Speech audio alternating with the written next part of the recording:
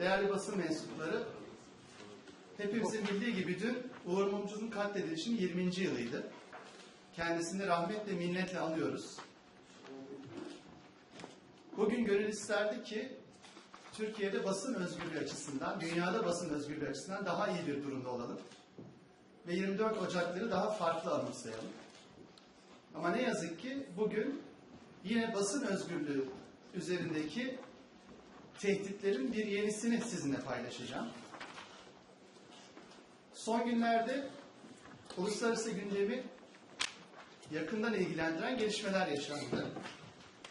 Suriye Elektronik Ordusu, Syrian Electronic Army adlı bir hacker grubu 21 Ocak 2013 tarihinde internet ortamında bir duyuru yaptı. Ve Suudi Arabistan ve Katar belgelerine, bakanlık belgelerine ulaştığını ve bunları önümüzdeki süreçte belli aralıklarla yayınlayacağını duyurdu.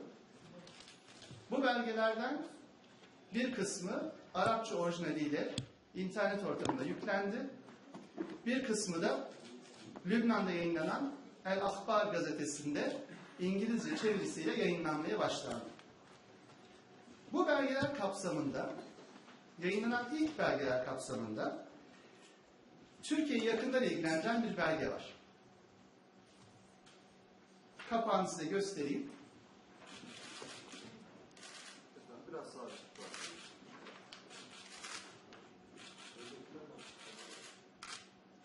25 Ekim 2011 tarihli Katar Emirliği Dışişleri Bakanlığı toplantı zaptı.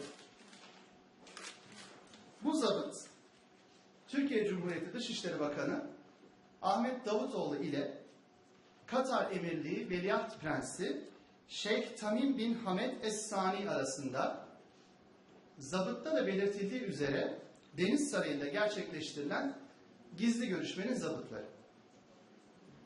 Bu toplantı zabıtlarında Dışişleri Bakanı Ahmet Davutoğlu'nun Katar Emirliği Veliaht Prensi'nden El Cezire kanalının Türkiye'nin dış politikasını eleştiren yayınlarından duyulan rahatsızlığı aktardığı görülmekte.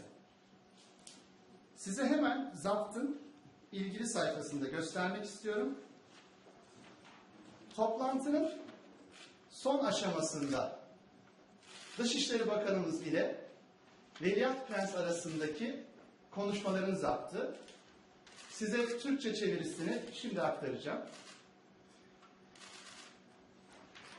Davutoğlu diyor ki, benim siz majesteleri ile konuşmak istediğim bir konu vardı.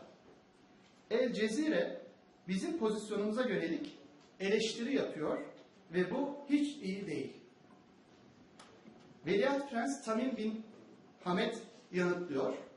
Bizim sizinle ilişkimiz El Cezire'den daha önemli. Ve bu konuda siz Hamed bin Casim ile konuşabilirsiniz. Biz de bu konuda kendisiyle konuşuruz diyor. Burada ismi geçen Hamed bin Casim, Katar Başbakanı ve Dışişleri Bakanı.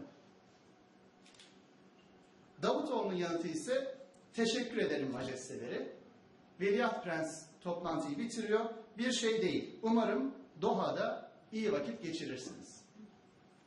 Çok masum gözüken bu diyalog aslında basın özgürlüğünün yalnızca Türkiye'de değil, dünyada ulaştığı yeni dip noktayı gösteriyor.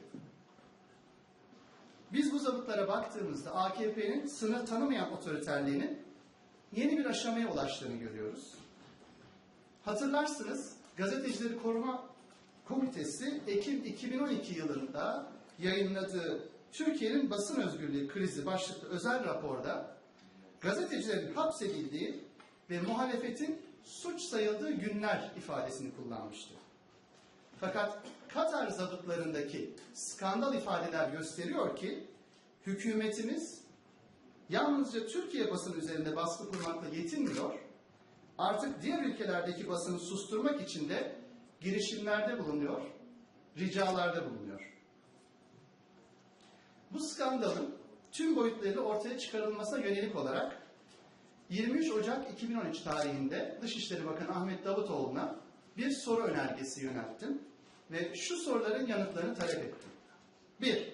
Dışişleri Bakanı olarak göreve başladığınız tarihten bugüne değin Katar yetkilileriyle yaptığınız görüşmelerde El Cezire kanalının yayınlarına ilişkin olarak hangi şikayet ve talepleri dile getirdiniz? 2. Türkiye Cumhuriyeti Dışişleri Bakanı görevini sürdüren bir kişinin bir başka ülke yetkililerini bir medya kuruluşunun yayınları üzerinde baskı kurmaya yönlendiren şikayet ve taleplerini doğru buluyor musunuz? 3. Dünyanın farklı ülkelerinde yürüttüğünüz temaslarınız sırasında medya kuruluşlarının yayınlarına ilişkin olarak benzeri şikayet ve talepleri yönelttiğiniz, medya üzerinde baskı kurmaya yönlendirdiğiniz başka devlet yetkilileri bulunmakta mıdır? 4. Farklı ülke yetkilileriyle yaptığınız görüşmelerde size Türkiye'deki medya kuruluşlarının yayınlarına ilişkin şikayet ve talepler gelmiş midir? Eğer bu tarz şikayet ve talepler geldiyse yanıtınız ne olmuştur?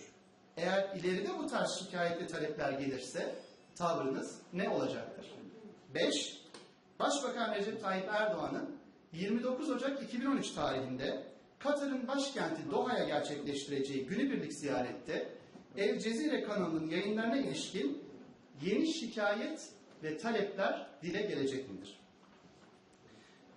Bu da gösteriyor ki AKP'nin sınır tanımayan otoriterliği artık yalnızca Türkiye'de değil, tüm dünyada basın mensupları için bir baskı ve tehdit kaynağı oluşturmaya başladı.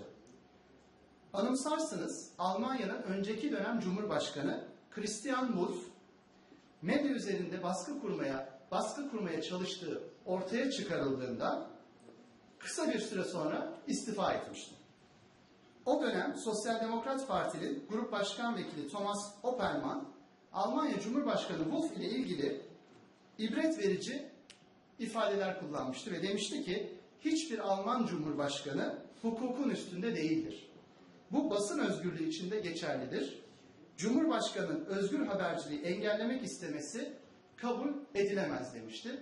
Zaten bu eleştirilerin ardından bir ay geçmemişti ki Almanya Cumhurbaşkanı Christian Wulff basın üzerindeki baskı çabaları nedeniyle istifa etmesini sundu. Biz de bugün aynı mesajı Dışişleri Bakanı Ahmet Davutoğlu'na vermek istiyoruz. Türkiye'de, Katar'da ve dünyanın diğer ülkelerinde basın özgürlüğünü kısıtlamak istemeniz, kısıtlamaya çalışmanız kabul edilemezdir. Sizleri gereğini yapmaya davet ediyoruz.